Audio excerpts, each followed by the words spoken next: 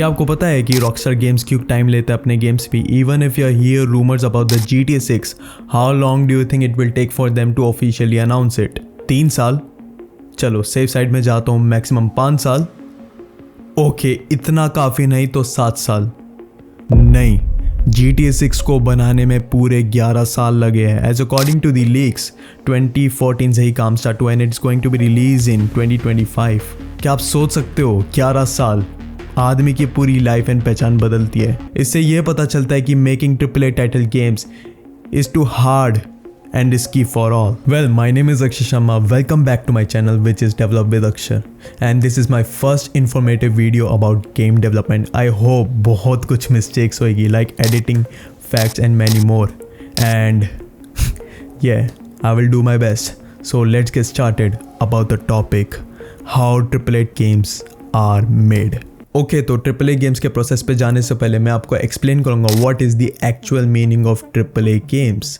सो simple सी language में कहूँ तो AAA गेम्स एक high budget, high production and realistic scenario पे बेस्ड होते हैं। Whether it is the production, writings, CGI, motion capturing, development, artist, music, voice acting, licensing, marketing and ना जाने कितने खर्च होते इस प्रोसेस पे यार। और साथ में प्लेयर्स को immersive, next gen and realistic approach तो प्रोवाइड ही करते हैं। मोस्टली अगर आप देखोगे तो ज्यादातर AAA गेम्स एक एंटरटेनमेंट कैटेगरी में आते हैं। फॉर एग्जाम्पल आर्डिया 2, Last of Us, Uncharted, God of War and GTA series. ये गेम कॉस्ट करती है hundreds of millions of dollars पे एंड सेल होती है मिलियंस ऑफ कॉपीज में।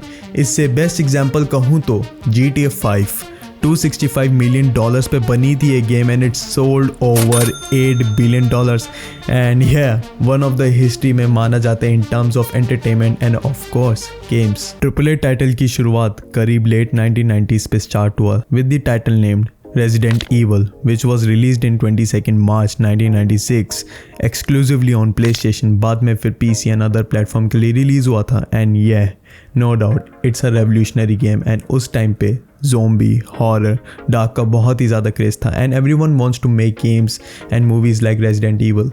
सो अब बात करते हैं कि AAA टाइटल्स कैसे बनते हैं। So I have divided the process जो कि आपको डीपली समझ में आएगा with the help of the sections: conceptualization, pre-production, production, post-production and at last but not least launch. But अगर हम एक्सेप्शनल केस पे जाए तो लास्ट हमारा पोस्ट लॉन्च है जो कि एक्स्ट्रा कंटेंट एंड DLCs के लिए जाना जाता है। आई नो गाइज बहुत ही बड़ा है एंड आई थिंक सो मुझे लग रहा है कि लंबी वीडियो बनेगी, but I will teach you in a simple way for the easy understanding that 99% of the YouTubers will never teach you in that way. So let's get started. The first process is conceptualization. Conceptualisation, ये नाम सुनते ही हमारे दिमाग में आता है कि game का concept banana. Basically it means जो AAA गेम्स बन के आता है वो बड़े आइडियाज के साथ, बड़े कॉन्सेप्ट के साथ आता है। ज्यादातर इस स्टेज में एक्सपेरिमेंट करते हैं, रिसर्च करते हैं, एज वेल एज आइडियाज को एक्सिक्यूट करते हैं। अब चाहे कितना भी हाईली बजट लगा लो, गेम का सक्सेस सिर्फ डिपेंड करता है आइडियाज और कॉन्सेप्ट्स के साथ। For example let's just say मैंने अभी एक रिसेंटली गेम खेली थी which is Hellblade Senua's Sacrifice and my god it's an actual masterpiece जो कि आजकल के गेम डेवलपर्स को सीखना चाहिए कि गेम कैसे बनाते हैं, specially in terms of cinematic AAA title games. And research करते वक्त आई वॉज शॉक्ड। ये गेम काफी लो बजट में बनी थी, around $10 million, which is not expensive according to AAA title games, with 20 members. No doubt Team Ninja studio quality contents के लिए जाना जाता है। The second process is pre production. After finalizing the concepts and ideas, it's time to move into the pre-production phase. दूसरे शब्दों पे कहे तो इसे प्लानिंग स्टेज कहा जाता है, जहां एक से एक हमारे प्यारे टीम वर्कर्स गेम की बेस, उसकी डिजाइनिंग, GDD जिसे गेम डिजाइन डॉक्यूमेंट कहते हैं, concepts, environments as well as mechanics build करते हैं। मतलब आप ये मान लो कि गेम का सिर्फ स्ट्रक्चर बना रहे हैं and defines the 2 formulas. What is the actual game and how it will look like. Developers game का डमी वर्जन बनाते हैं which is known as prototype, जो कि डेमो वर्जन या गेम के मेन फीचर्स आते हैं। इसमें ढेर सारे pre alpha animations, features, levels implement करते हैं जो कि आगे जाके या तो कट होते हैं या बीटा वर्जन में रखते हैं just for the experiment during development phase. The third step which is production. One of the most important phase माना जाता है इन गेम डेवलपमेंट। एक ऐसा फेज जहां गेम पॉलिशिंग करके आता है with the help of pre production phase, like जैसे एसेट्स क्रिएट करना, एक प्रॉपर फाइनलाइज लेवल बनाना, voice acting, CGI, motion capturing, sound engineers जो कि एक्चुअल वाइब्स देती है गेम की, विच फील्स लाइक हम मूवी या एक फैंटेसी को कंट्रोल कर रहे हैं। And one of the most important part भी है, and without background sounds it looks like this.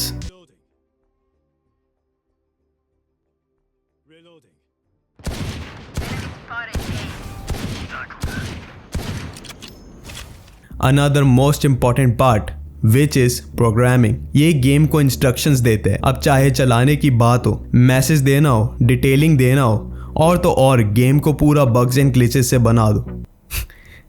Jokes apart, it's one of the hardest job ever to program a game, and बहुत ज़्यादा responsibilities आती हैं, and I experience it।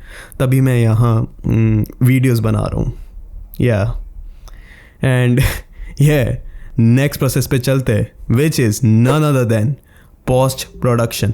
So post production को हम इससे finalisation face कहते हैं, जहां गेम टेस्टेड, डिबग्ड, ऑप्टिमाइज्ड करके आते हैं, एंड टेस्टर्स बेचारे डेवलपर्स की हालत ख़राब करते हैं by finding some mistakes in this phase. अब नो वर्ड्स फॉर दैट। इस स्टेज पे हम रिफाइनिंग एंड स्पेशली भर भर के मार्केटिंग करते हैं, whether it can be positive as well as negative. Rockstar games one of the best example माना जाता है मार्केटिंग के लिए। अगर मैं आपको बताऊंगा तो आप शॉक हो जाओगे, एंड ऑब्वियसली मैं भी शॉक हो गया हूँ। ग्रैंड थेफ्ट ऑटो 1, GTA 1, जो कि रॉकस्टार का पहला GTA गेम था। क्या आपको पता है कि कैसे मार्केटिंग किया होगा? Let me tell you. After receiving backlash from the development scene, चाहे नेम चेंज की बात हो या bugs and glitches, but Rockstar Games solved everything. And then when it comes to the marketing phase, इन लोगों ने डार्क, कंट्रोवर्सी एंड इनसेंसिटिव चीजों का इस्तेमाल किया था। जैसे अपने गेम को ही ऐसे बोल दिया कि हमारा गेम बहुत वायलेंस से भरा हुआ है, बच्चे एंड इनसेंसिटिव लोग नहीं खेलना चाहिए, एंड ना जाने कितने कंट्रोवर्शियल वर्ड्स का इस्तेमाल हुआ है, and but they successfully did it. After releasing the game, it became sensational through mature and minor audiences. And the last process, which is launch. Finally, after so many years of hard work and struggles, not like this, not like this. It's time to launch the game on many marketplaces like Steam, GOG Games, Epic Games, PlayStation Store, Microsoft Store, mobiles के लिए app store और play store, but ज़्यादातर Steam में game release होते हैं, which is good to be honest. But launch होने के बाद now it's time for the nightmare, and that is reviews, जो कि पब्लिक एंड क्रिटिक्स डिसाइड करते हैं कि गेम कैसा है। एंड आफ्टर रीडिंग और लिसनिंग सम रिव्यूज़, डेवलपर्स गेम को इम्प्रूव करते हैं, एंड कई बार रेयर केसेस में न्यू फीचर्स ऐड करते हैं इन अपकमिंग पैचेस, एंड ढेर सारे पैसे जनरेट करते हैं।